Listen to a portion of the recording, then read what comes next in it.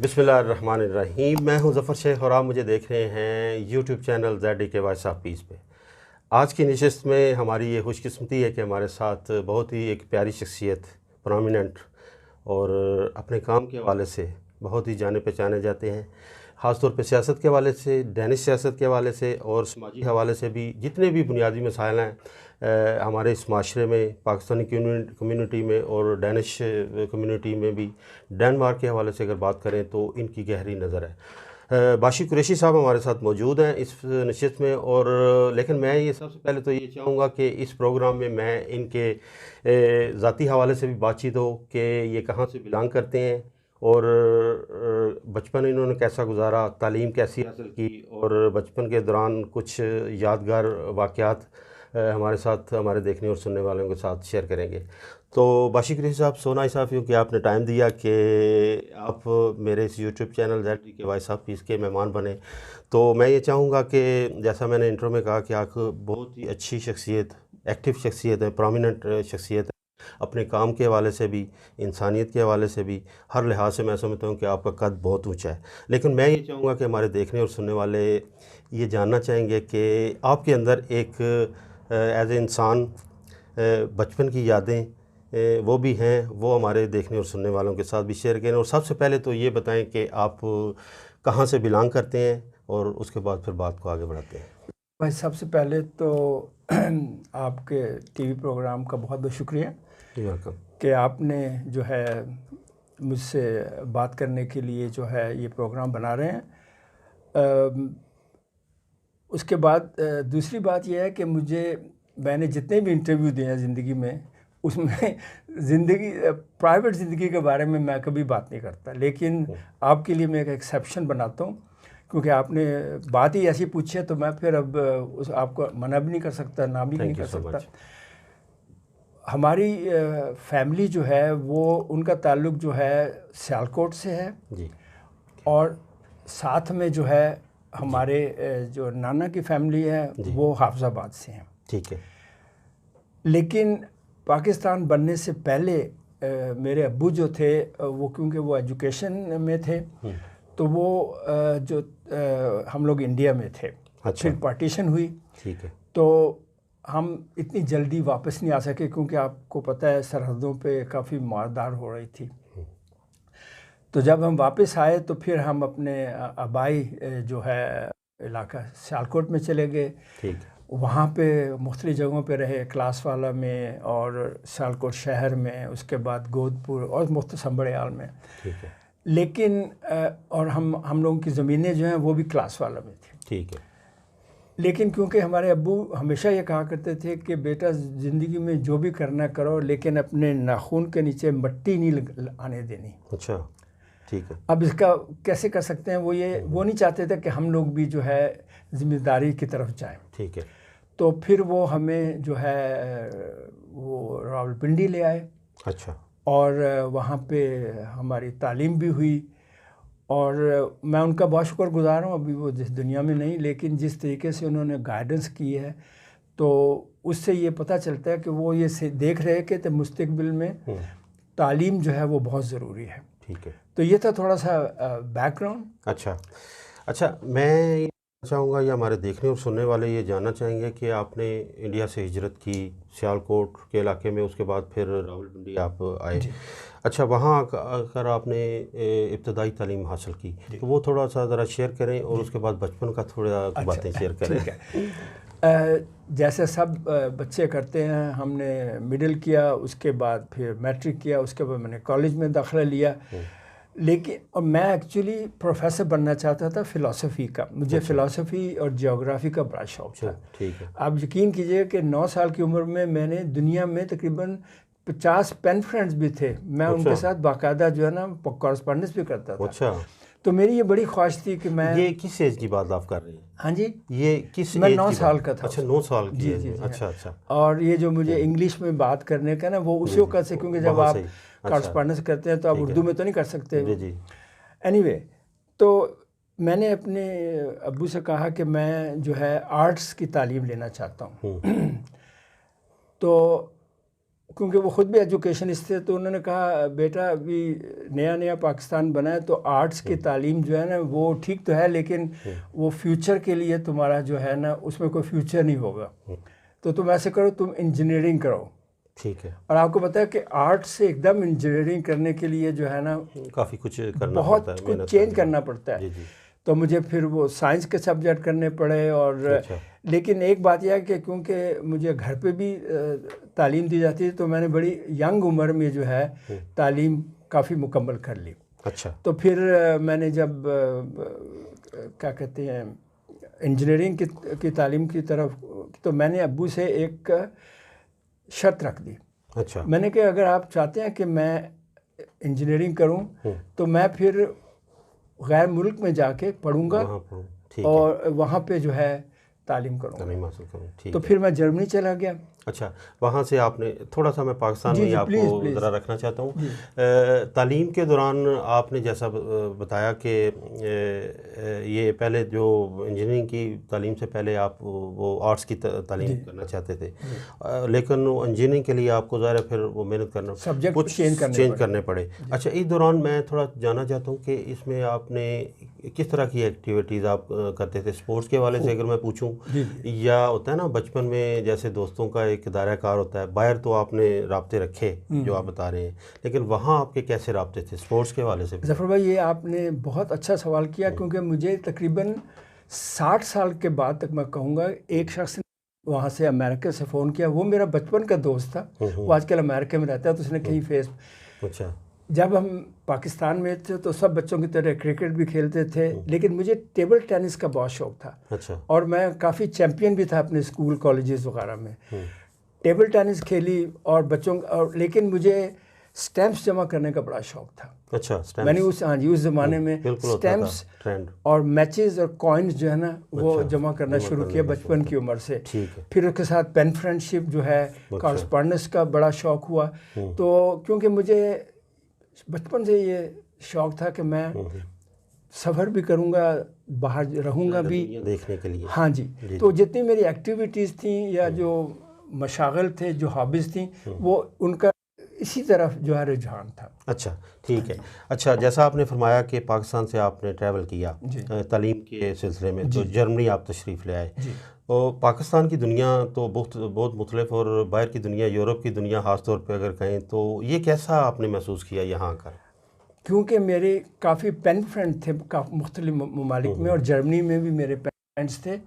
تو مجھے یہ معلوم تھا کہ پاکستان اور دوسرے جو غیر ممالک ہیں، خاص طور پہ یورپ یا امریکہ، ان میں بہت فرق ہے. لوگوں کے اخلاق میں فرق ہے، علاقوں میں فرق ہے، موسم میں فرق ہے.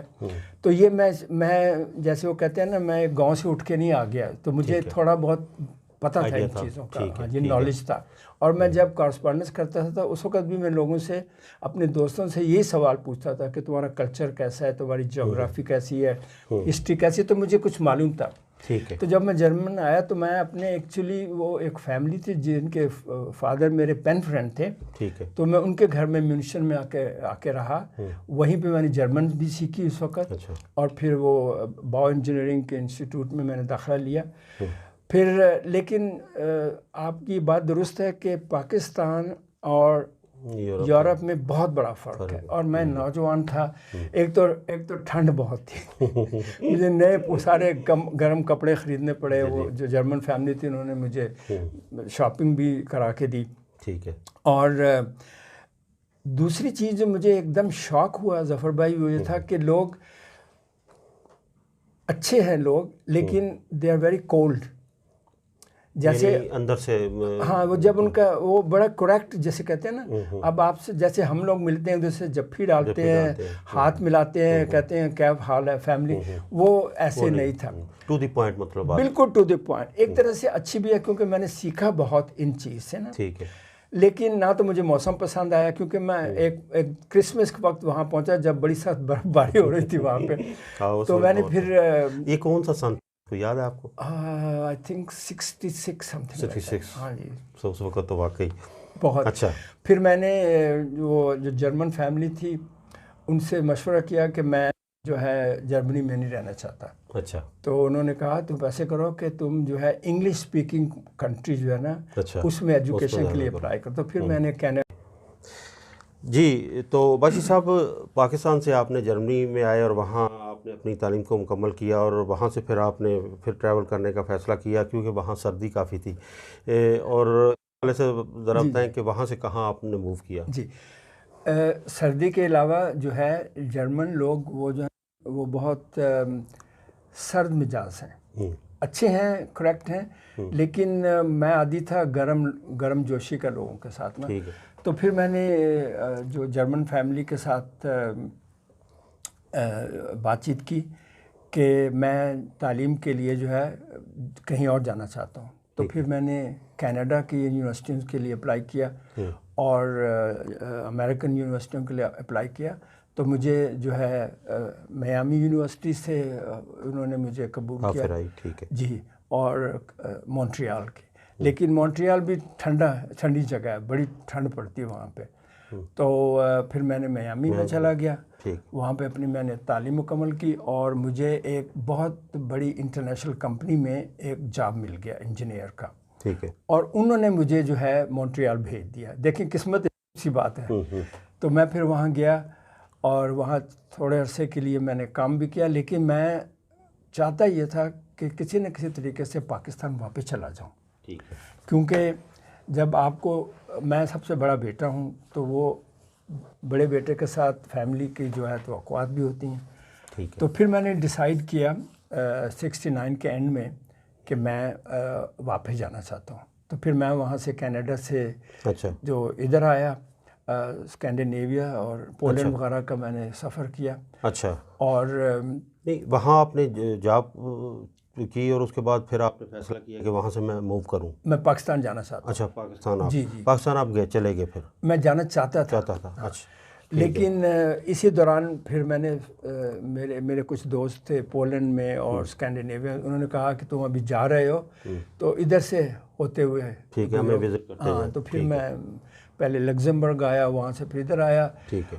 اور میرا ارادہ یہ تھا کہ میں یہاں سے پھر ٹرین لے کے جرمنی جاؤں گا جس فیملی کے پاس میں رہتا ہے. تو وہاں میری بہت سامان پڑا تھا، ایک چھوٹی سی واکس ویگن خریدوں گا اور پھر جو ہے گاڑی سے واپس جاؤں گا. لیکن کہتے ہیں کہ مین میکس پلانس اینڈ گاڈ سے یس اور نو.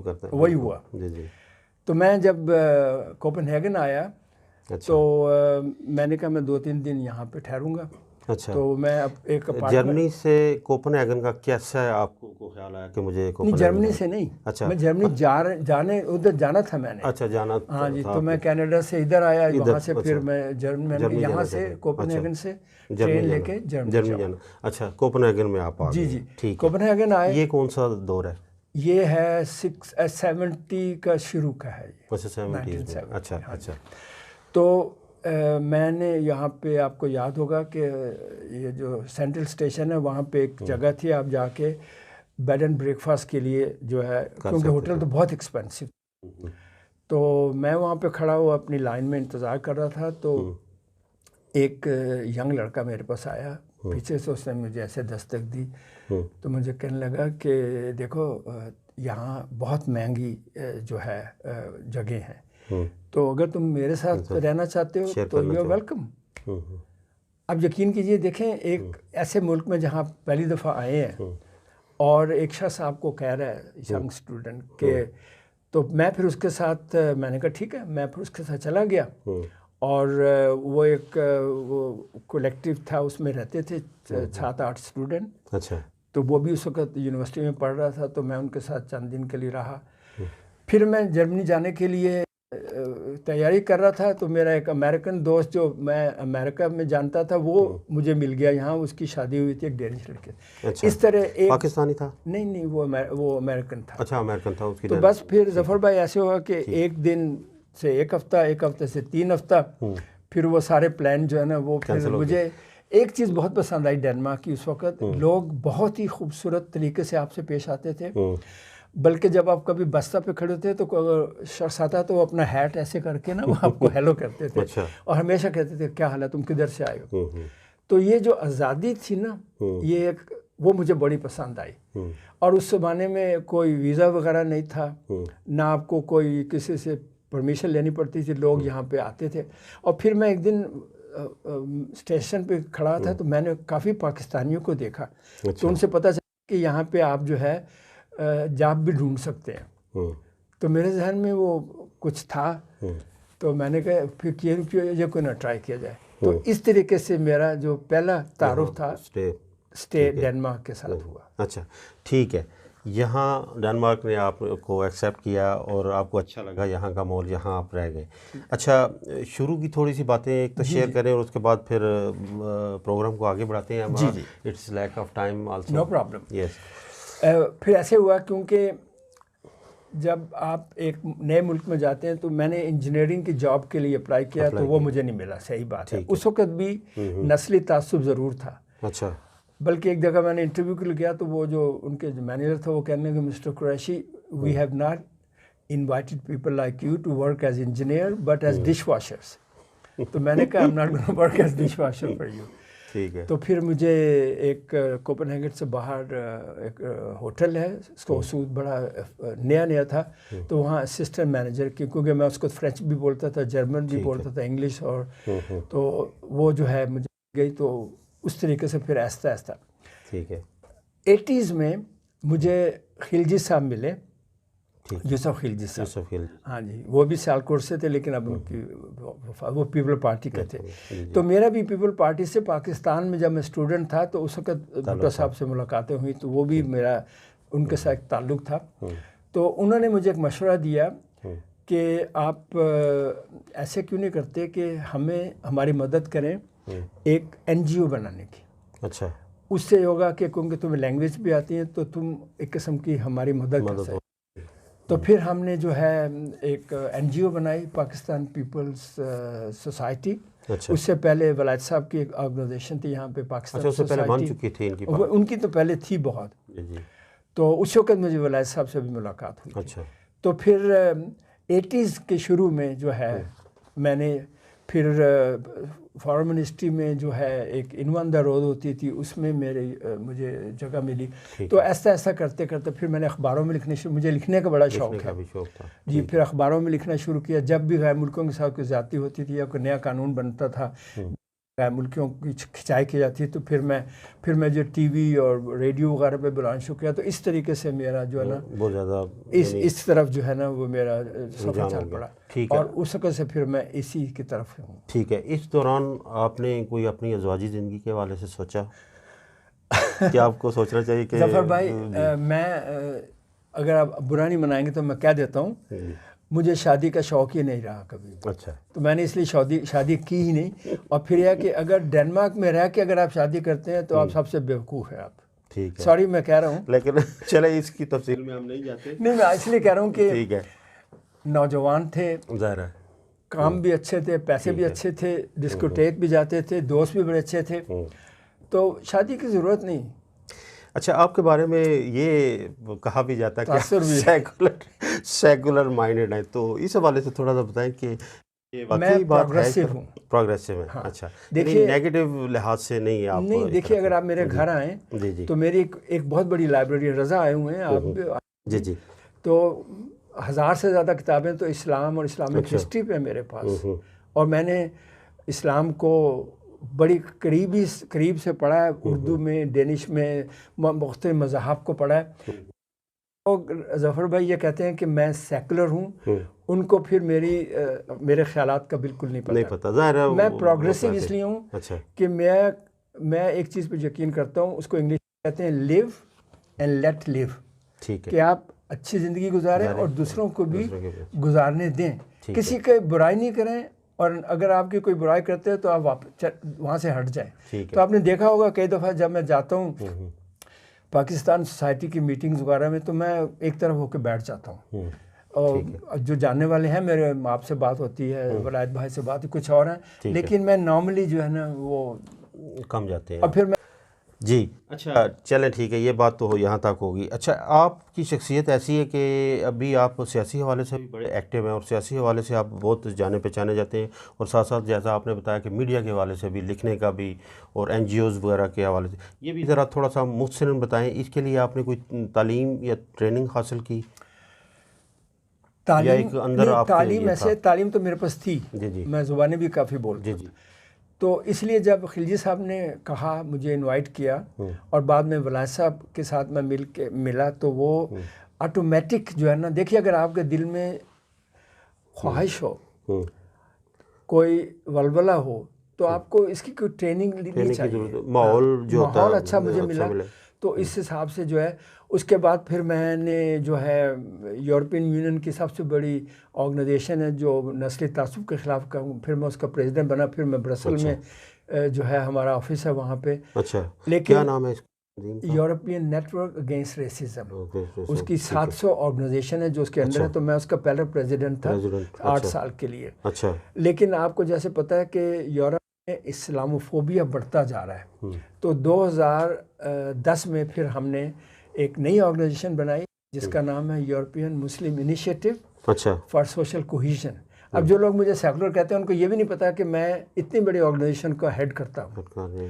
اور یورپین یونین کی جو کمیشن ہے، ان کی پارلیمنٹ ہے، کونسل آف یورپ ہے، ان سب بڑے بڑے آرگنائزیشن کو ایڈوائز دیتے ہیں.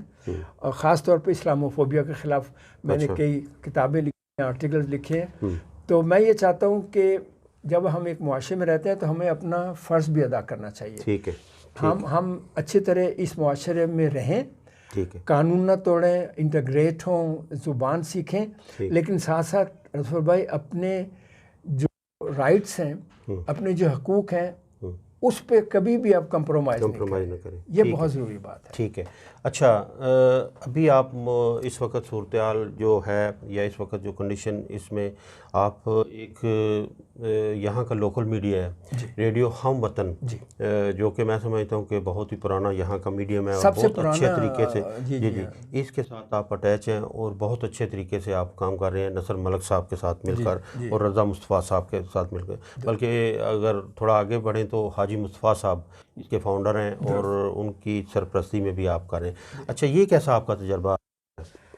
بہت خوبصورت تجربہ ہے، کیونکہ جیسے آپ سے میں نے پہلے کہا کہ میں سوشلی پاکستانی کمیونٹی میں زیادہ مطلب نہیں ملتا. جی جی اس کی وجہ کہ میں ٹریول کرتا ہوں بہت زیادہ.